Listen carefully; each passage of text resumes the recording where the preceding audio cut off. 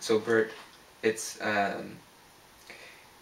is it our seeking for who we are that's preventing us from seeing who we are? Beautiful. So can we talk a little bit about how to stop the seeking? You don't. You cannot. You can't stop seeking. We're always seeking. We're always seeking. We shall never cease from exploration, but at the end of all our exploring, we shall arrive at where we started and know that place for the first time. T.S. Eliot wrote that. So actually we never stop exploring, we never stop seeking, but there comes a moment when we find that it's going around in circles, there's nothing to find. Then we see that place for the first time and we wake up. And that place of the first time is now. It never went anyplace. It is the now itself. That's called awakening. Yeah. And peace within yourself. And that's what peace is. Peace is when you stop seeking. Yeah, being aware. I'm seeking, I'm looking, I'm searching, or whatever it is you're seeking. Right, yes. But when you see the futility of it and you cannot help it, you cannot control it, there's nothing you can do about it, and you allow it, and we're all seeking love all the time. That's what we're seeking, because the being is love. Okay? And you see it everywhere else. So if you find yourself being caught in seeking, the fact that you know that is already one step, which is good. Then see how everybody is seeking, whether they admit it or not. Everybody is seeking to be approved of, to be accepted, to be loved, to be wanted, to be needed, to feel important, to be recognized. Everybody is wanting that all the time. When you see it everywhere, then you see, my goodness, you know, everybody is doing it. So the seeking stops when you begin to understand that you're going around in circles seeking yourself. Because you're always here, you're always now. You see, you're never anywhere else. Is there a part of us that's not seeking? The being. The being doesn't seek because the being is.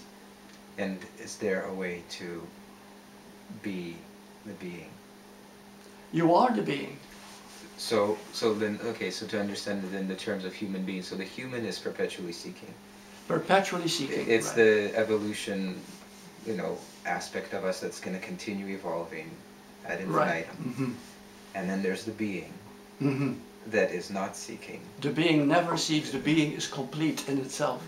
The being is so perfect, listen to this, that it even accepts imperfection as perfection. It sees the unloving also as loving. You see, that is the beauty of being. Being is the highest compassion, the highest love. Jesus was a perfect example of that love. Buddha, perfect example of that love. Krishna. And all the great, great, great masters, you see. They were epitome of that love. See, and that's what love is. So, so you'll find that all the time, this is what we're after all the time. That being that we already are. You see, Boris is a name given to that beautiful form there, sitting there. Okay? But you, the real you, is being. And being, and here is another one, because when I say, well, being is so ephemeral, so elusive, you know, I want to feel that I am this body because I'm breathing, I'm thinking, I'm feeling, I'm hearing, I'm tasting. But who is doing that? The being is doing it through you. Has anybody here had an out-of-body experience?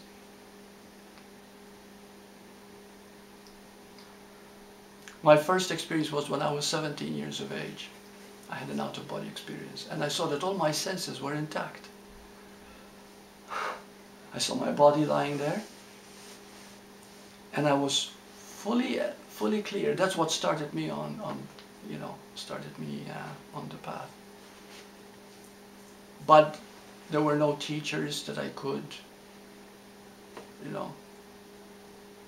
So that's why it took me a long time. Because nobody wants to stay that long seeking. But that's what started it. You see, because you are consciousness. appearing as Boris, as Burt, as Jan. What if you realize that tonight? Then you'll find a peace that will never leave you. Where do we look to see that? Right now. Put your finger right here on your forehead. No, think of nothing else but that finger. Close your eyes. Think of nothing else but that finger. Feel that finger, feel the moisture of that finger. Feel the pressure of that finger. Feel the difference between the forehead and the finger. Keep feeling that finger. There's nothing but that finger right now. This is it. Feel also how the finger sometimes presses harder or softer or whatever. Just think of nothing else right now. Just that. Just feel that. There's only the finger. Okay, remove. Do you feel more at peace now? It's very subtle, but you'll feel quiet immediately, because the moment that you held that, you did not think. Your mind was empty at that moment. And when the mind is empty, you enter silence. Silence is your being. Silence is the being. It'd be good if there's a button there you just push and shut them. That's your third eye. If you press hard enough. No. Should come equipped with that. Yeah. Well, you see, we have a pineal gland in the brain. And in the average person, it's totally useless. It's unused. But now we're entering the fourth dimension, and it's becoming alive and pulsating. And they say that when the pineal gland is activated and enriched, whatever, enveloped, we become like giants. Yeah, we begin to see, feel, understand things we never could even imagine before that. So that's the. And it gets activated by itself? No, it gets activated by allowing the being, you see. If we spend time every day, for example, you know, moments of silence, meditating, yeah. Not meditating on anything, just silence. Just enter silence. Or sometimes you can repeat a word like Om, so that you don't try to stop thinking, because many people says I have to stop thinking. Don't ever do that, because that's how you get even worse. Another one is listening to your breath. You know, you see what happens when you start listening to your breath. Immediately, listen to your breath right now. Oh, you want to control it. You want to control it. Excellent. The control that the human has is unbelievable. It's always there. But the moment you become aware that you're controlling your breath, you see, you're able to see that you can let go of that. And just be aware. And then you'll find something else happening when you watch your breath and you give up the control of the breath. You still go on breathing. So who's breathing? Who's breathing? Who's breathing you? The life force. The life, we can call it the life force, which is the being. Yeah. Right. So everything is sustained. Look at all the miracles. The miracle of birth.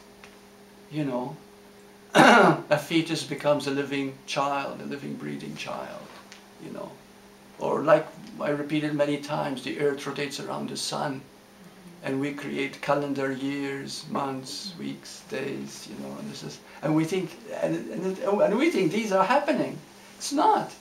Time and space is relative, and all scientists have discovered that. It's relative. Nothing is happening. There's only now. Always now. 1 million years, 1 billion years ago, it was the same now, it is now. The events were different, circumstances were different, the movement is different. But the now is always now. See?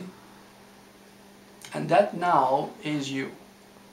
You cannot die because you've never been born. Oh, the body has gone through many births. Oh yeah. But that's not the issue. That's just the body coming and going, coming and going. Just even in this lifetime, for example, in my case, I've already had 5 bodies. You know, a baby body, a child's body, a teenage body, a young man's body. I'm not an old man, so I'm an older man. Adult. Adult, yeah. Grown up. Grown up, yeah. Grown up body, yeah. And then you see what's going to happen as you keep on going, have more bodies? Then I get younger and younger and younger. I'm just kidding. But that is where the youthfulness comes in age is. Yeah, youthfulness comes from knowing who you are too. You see, yeah. I feel more energy now, and I do Qigong every morning too, which I love. I feel more younger now than I did 30, 40 years ago. You know. That's great. Yeah, because if you fall in love with life, with love, then that gives you that energy, you see? And when you have that energy, then your body becomes aligned. But if you're living in the now, there's no time. So if there's no time, you're not going to age very fast. No, the body ages because the body doesn't live in, lives in time, you see? The being does not live in time, the body lives in time. I was thinking about Jill Bolte Taylor. She had a stroke. Oh, yes, yes, I remember. She watched herself having the stroke. So yes. was that her yeah, but don't forget beingness? that what left, her left brain left. You see, her left brain was paralyzed, died completely. She had no left brain. Now, our brain, everything is a duality within us. 2 eyes, 2 nostrils, everything, 2 ears. See, everything is a duality. Brain is also a duality, right and left brain. Okay? So they need each other. All duality supports each other. Okay? Yin, yang, male, female, you know. So what happened to her? She paralyzed her total left brain. So her motor activities were gone. You see what I mean? Yeah. Like she didn't know what to do, you know, how to pick something up or whatever. You know, she could see herself not being able to do that. Yes, right. Yeah. But she could see herself because her right brain was still intact. You see? So she could see all these things happening, but she didn't go berserk or anything because the left brain, the deductive part, the logical part, was not there. But what about her spirit being able to observe all that? Was that happening as well? Yes, in addition yes. to the brain? Yes, yes. Yeah. Well, you see, the spirit is not the right or left brain. No. Okay, the brain takes care. It's a neuron activity which takes care of the body. Consciousness has produced the brain, just like it did when the child was born. Like the mother is carrying the child, and then the brain is being formed inside her womb.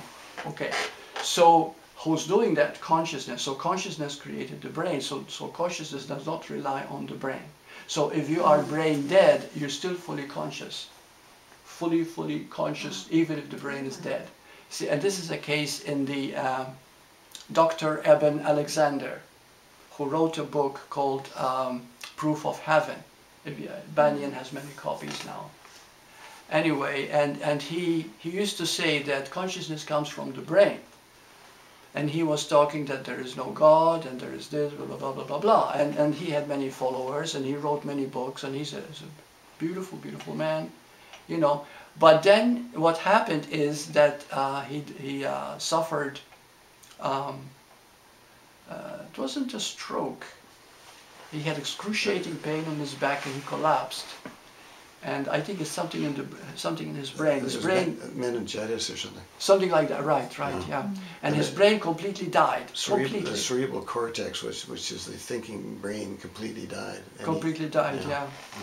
And then during that state of complete death of the body-brain, he experienced pure being. And but there was no one for him to remember that he had a family, that he had a wife, that he lived on earth. He didn't know that because he had no brain or no memory of earthly life. But he was immensely joyous, immensely happy.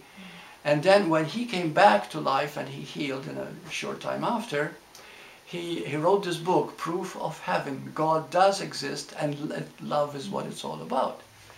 And so now he's teaching the opposite of what he was teaching before, and he's doing extremely well too. You've heard of him, have you? I read the book. I haven't.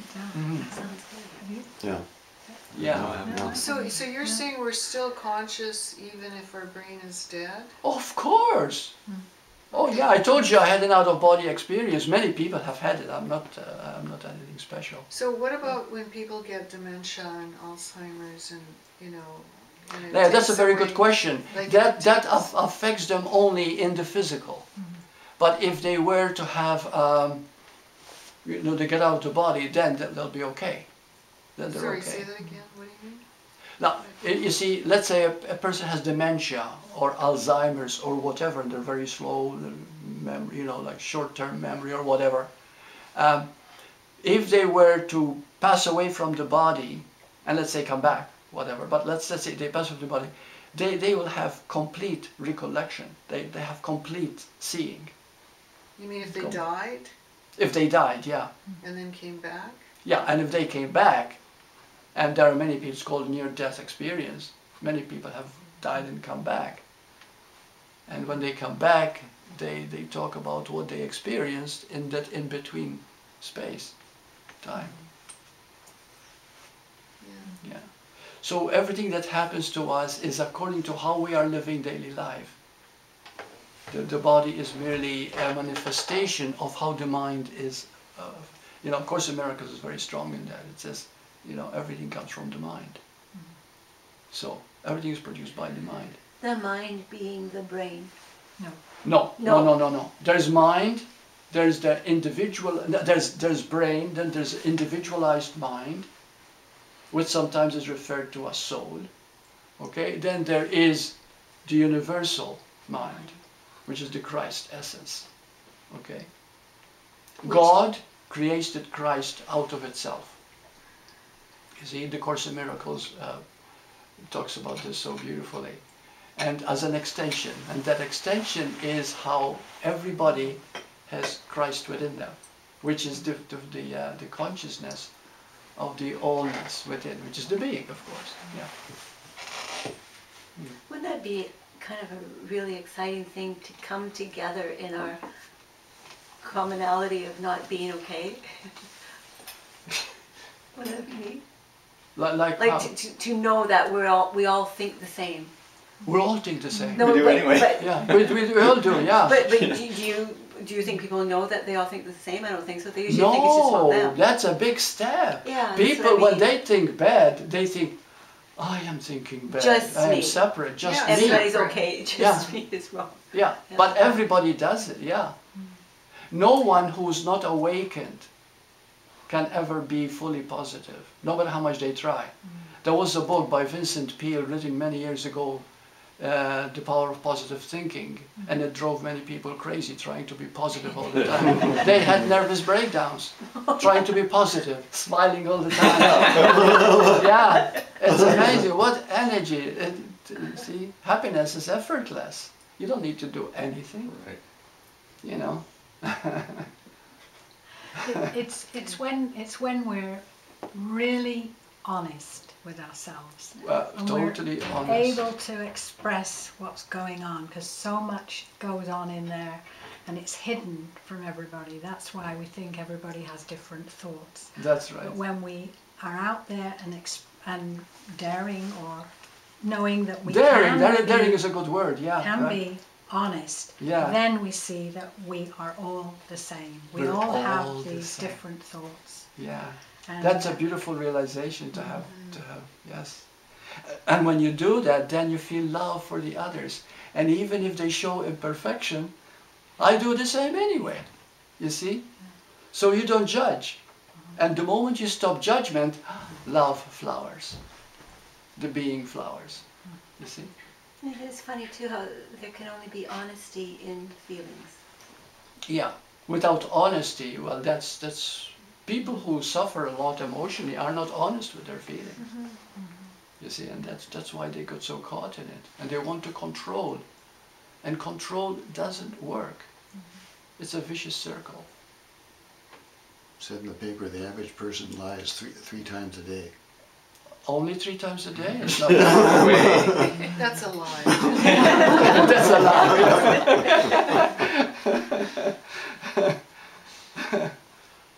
Well, I guess, yeah, it's sometimes hard to trust your true feelings.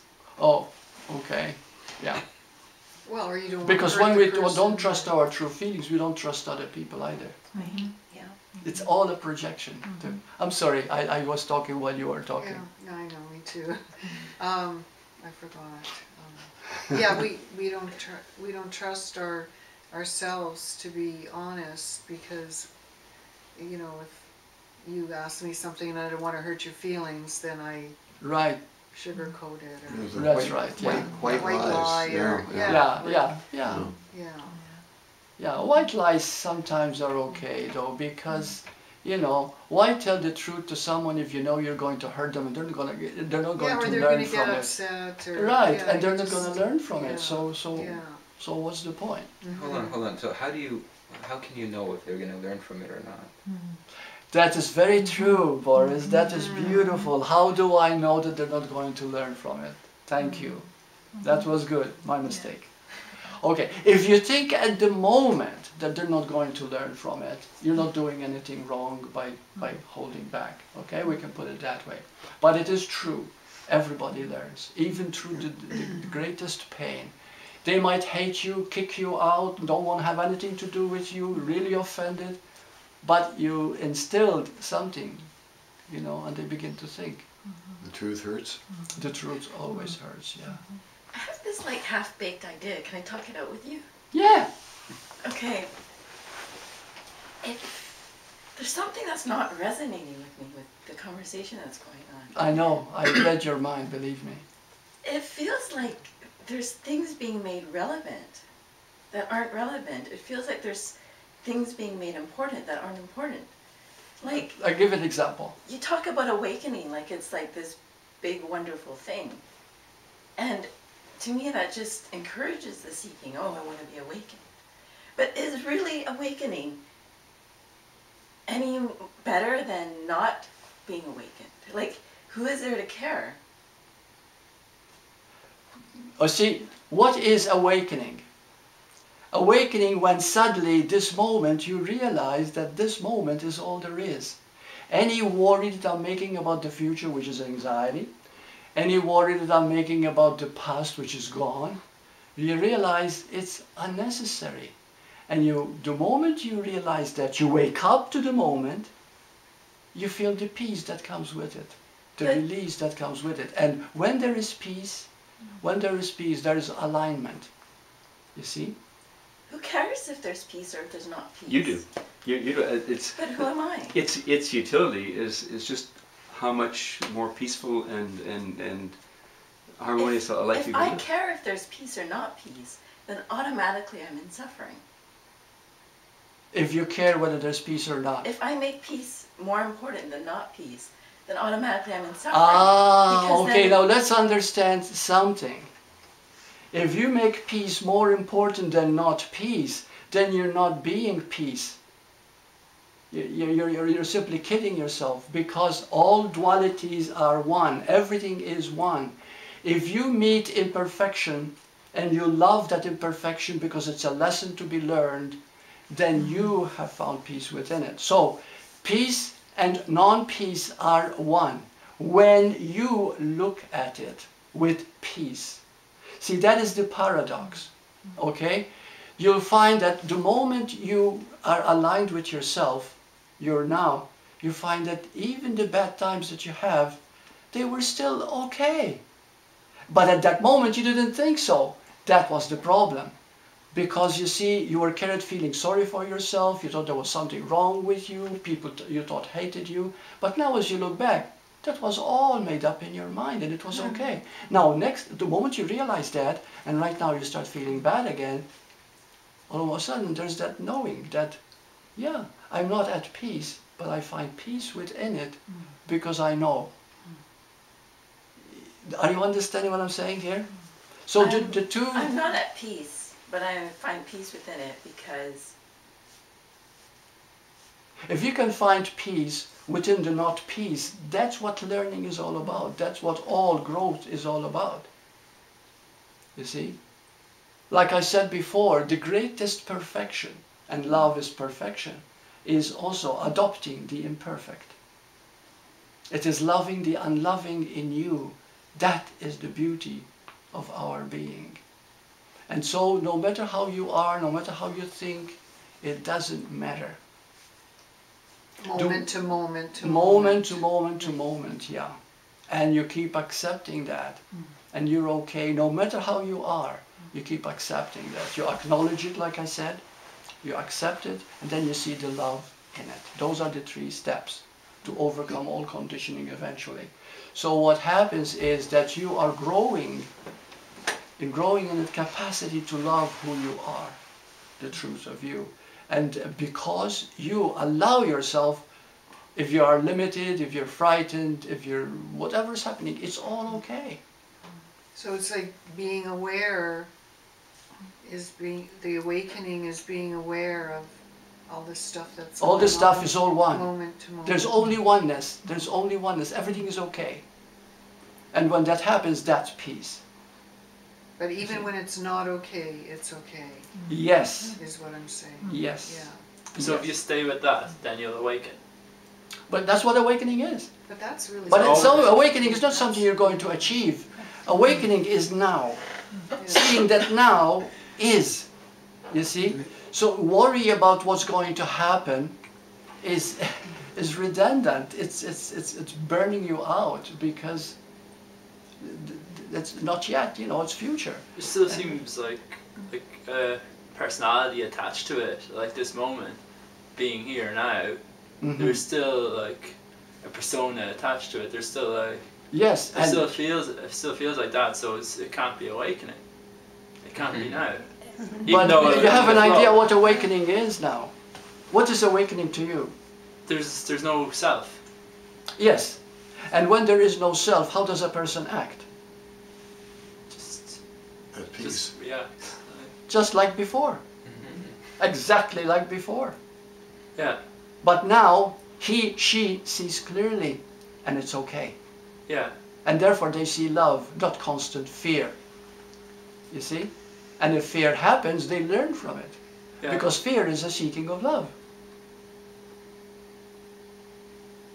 Yeah. So you begin to see what awakening is. Nothing changes. Your personality doesn't change. Nothing changes. You become more lovable. People like you more, and you know, you don't lose yourself through whatever. But you find that all that's happening is that you see, not physically. You see clearly how it is. You see, you don't judge others. You don't try to change people. You don't try to fix anybody. You know, when I first started hypnotherapy, the first couple of years I was in Toronto, I tried to fix people, you know. But that happens, so we all grow out of it eventually. So, Burt, it's not about doing. It's not about it's doing. It's about undoing what we've created, what we think we Yeah. are, all this stuff, and undoing it so that we can allow that, the truth of it. Yeah. So. Yeah, and the undoing happens not by trying to undo it. No. By seeing it doesn't matter because you are being. Right. You see? You don't get caught in it. You don't try to overcome it, change it, fight it, fix it. None. Give it away. That's not important. The important thing is that you're beautiful right now, this moment you are. You see? And you accept that. That is the awakened state. A peaceful feeling is not better than an unpeaceful feeling. Any feeling is any feeling is a feeling. It's just it's happening, but it's not happening to me.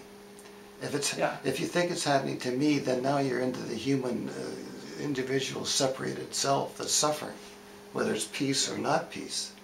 Yeah. So ultimately, whether there's peace or not peace is immaterial. Doesn't matter. If you have found peace, and that's the paradox here. These are the play on words here. You see? Because peace is not something you've achieved. It is seeing that everything is one. There is no separation in anything. Nothing. Nothing is separate. Good, bad, right, wrong, should, shouldn't. They're all helping each other. They're all balancing. You see? It's all a movement of the pendulum, you know. One day you get up in a lousy mood, another day you get up okay, but it doesn't matter. So you reach a certain equanimity. That's what's called peace. That's awakening. You achieve a certain equanimity with what is happening. It's all a movement of life. You cannot control life. Your choice is very limited. It's between love and fear. That's what your choice is. How might you describe that? Is it a relationship with awareness? Not really. I mean, what is? Well, I guess it's almost like you need to become aware of awareness. Well, initially the awakening is awareness of awareness. Awareness is all there is. Okay, awareness is eternal. Never had a beginning or anything. It's just awareness is. And awareness has two functions, okay? It is self-recognizing and self-organizing. Like we've discussed many times before, but you can never hear it enough. It is self-recognizing because if I ask you, how do you know you exist? And you'll say to me, because I know. How do you know? Because I'm aware I exist, right? Awareness recognizing itself. So awareness recognizes itself because awareness is wholeness. Awareness is oneness. There's nothing but awareness. So my awareness and your awareness are one.